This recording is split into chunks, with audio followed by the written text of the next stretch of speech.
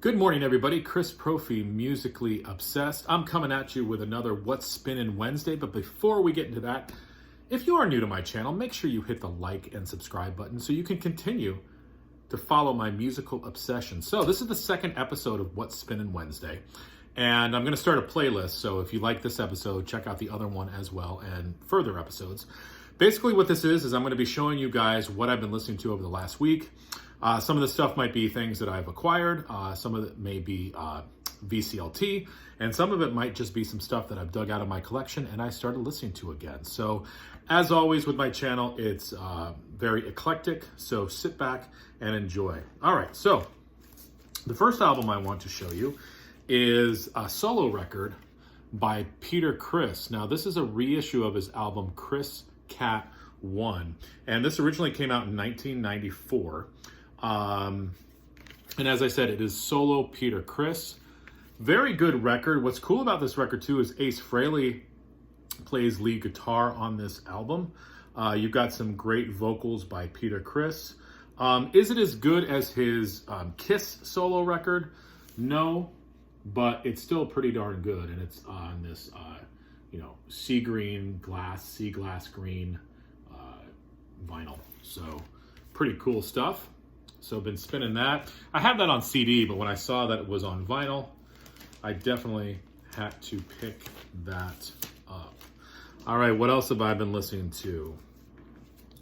Leon Bridges, his album Coming Home, and this came out in 2015. Basically, Leon Bridges is like modern day Motown soul. Just an amazing voice, and if you are into that sort of vibe, definitely check out Leon Bridges. Again, this is his 2015 album called Coming Home. Now, from Motown soul into some early thrash. Let's go Death Angel. This is my favorite album by Death Angel, Frolic Through the Park. And of course, this had the hit Bored that I remember listening to as a kid. But what's cool about this record as well, they also do a version of Kiss's Cold Gin. These guys were young. I think their first album, they were, I think the drummer was like 14 years old. So this was only their second album. So a lot of them were still in their teens when this album came out. Really cool early thrash, and still holds up nowadays. Always have loved this album, Frolic Through the Park. Now, this next album is a folk duo, and I've been meaning to pick some stuff up from these two. Ian and Sylvia, and this is their greatest hits, and this is on the Vanguard label. Okay. Really, really digging Ian and Sylvia, and if you guys watch my channel, you know I love folk music. They do Gordon Lightfoot, Early Morning Rain on here. They do The Mighty Quinn, Four Strong Winds, and The Circle Game, and a whole bunch of other great stuff. I mean, the vocals are wonderful. It's just got that, that typical early folk sound, just mellow. Great to put on in the morning with coffee. Loving this.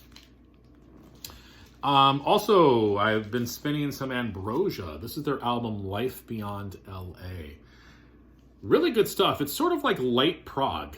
And I would definitely check out the first tune, Life Beyond LA. It's just a really, really good song. And this is on the Warner Brothers label. So again, if you are sort of into sort of like an AOR prog sound, check out Ambrosia. This next album, this was VCLT from Aaron Mutha Alamere, and I've got a few of his in here. This is the Motels. And as I've been listening, I have another Motels record as well. This is called Little Robbers. This is on the Capitol label. And as I was listening to the Motels, I basically said to myself, Gwen Stefani basically stole her whole vocal style from the lead singer of the Motels, and her name is escaping me right now. But, picture sort of like an 80s synth pop sound with sort of Gwen Stefani vocals, but better than that, and that's who the Motels are. Really killer stuff. So from the Motels, let's get into some Neil Diamond. This was also from Aaron Mutha Alamere. This is Taproot Manuscript, and I had not listened to this record for a long time. This is on the Uni label, And, what isn't on here? Let me tell you guys. You know, we've got everything on here. Cracklin' Rosie, Free Life, you know, Cold Water Morning, Done Too Soon, He Ain't Heavy, He's My Brother. And then there's the whole Suleiman, you know, medley on the second side. Just Neil Diamond being Neil Diamond. And just a great early album of his. And I finally have it on vinyl, so thank you, Aaron. Now, Aaron also sent me this album. Like, dude, we've heard this record, but I didn't have it. Zeppelin 2. And this is an early pressing of this album. I'll have to look again on Discogs what year this is. But I mean, come on, just classic Zeppelin. It was so nice to hear it on vinyl. So Aaron, thank you so much for sending that over. I mean, we know this album, right? Killer, killer stuff. All right, next, here's something different. And a friend of mine, probably 10 years ago, mentioned these guys to me. And I remember listening to the samples, and I never picked up the album. And then I saw it. I'm like, okay, I got to get it. This is a band called Black Dub. And this is, I'm looking for a year on this. I don't see a year. But what are Black Dub? They're basically like organic R&B soul with like some rock mixed in there, and of course like a little dub and reggae. So sort of like an amalgamation of everything, and just a killer record. I love the vocals on here. Like I said, I mean, if I was to describe this to somebody, I would say that it's like organic R&B rock soul with some reggae and dub in there. And, oh, that's the etched side. But this is what the vinyl looks like. Okay. If you've never checked out Black Dub, and any of those genres that I mentioned sound cool to you, check them out. And I believe that the album is just called Black Dub. And, you know, listen to that on any of your streaming services. I guarantee you'll like it. This was also from Aaron Mutha Alamere. Harry Nielsen. And you can see how he spelled it. Nielsen. I'm really getting into Harry Nielsen.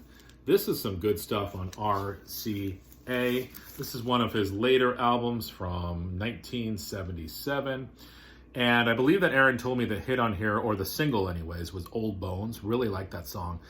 But the whole album I really like. You know, I like the different arrangements, and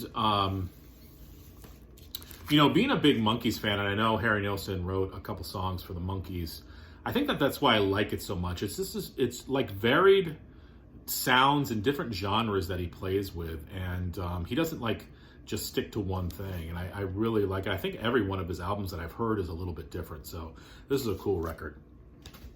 From Nielsen to Mother, Tell Your Children Not to Walk My Way.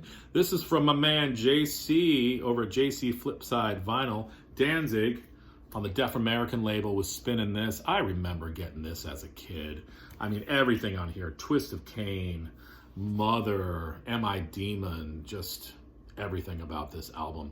I love the sort of stark arrangement of this record. Very AC/DC-like. They would change their sound on their next album, Lucifuge, but this is just classic Danzig. Always loved that cover too. Now this next find was pretty cool. I was driving home and I pulled into a yard sale and I found a couple records. Each of these were $1. The first one is Fifth Dimension Live. This is a double record on Bell Records. The record is in tip-top, near-mint condition. The cover's a little worn, but it was $1. And, you know, of course, The Age of Aquarius is on here. They do a version of The Association, Never My Love. Really cool record live. Sounds amazing. I'm like, $1? Okay, let's do this. Somebody mentioned the Wrecking Crew plays on here. Correct me if I'm wrong. I also found this for $1. Christopher Cross.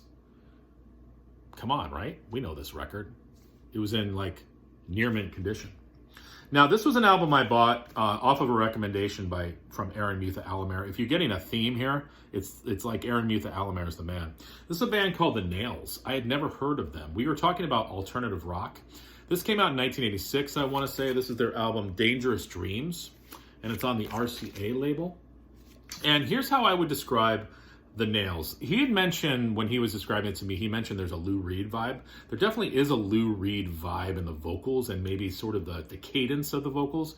I also get a Cult vibe. So it's almost like if you take the Cult and Lou Reed, put them in a blender, you get the nails. And really digging this record. Been listening to this, spinning this a few times. So thank you, Aaron. I had to have a copy for myself. And listen, it's not a Chris Profi Musically Obsessed video without some Rod Mcewen, right? I'm up to 33 Rod Mcewen albums. So here's some of the latest ones I've gotten. Rod Mcewen, Something Beyond. It's an instrumental suite. And it's exactly what that is. It's just instrumental, sort of classical style, new age music. Great to put on in the morning. I also picked up Rod Mcewen 77. And this is on his Stanyan label. I love the label for the Stanyan label. That's his own label. I love everything about Rod Mcewen. I've talked about him before. I've done a video on him. And he's really hard to describe. It's like folk music and spoken word and, you know, just Rod magic. That's how I describe it. And the other one I got was In Search of Eros, Rod Mcewen, Loneliness and Love in the Age of Eroticism. Wow, what a title, right? This is on the Epic label. And just another adventure in the world and mind of Rod Mcewen. So there you go. That's what I've been spinning. And I'm going to be coming at you next Wednesday with another What's Spinnin' Wednesday. So, you know, tune in every Wednesday and find out what's been on my turntable. All right, guys, enjoy the day.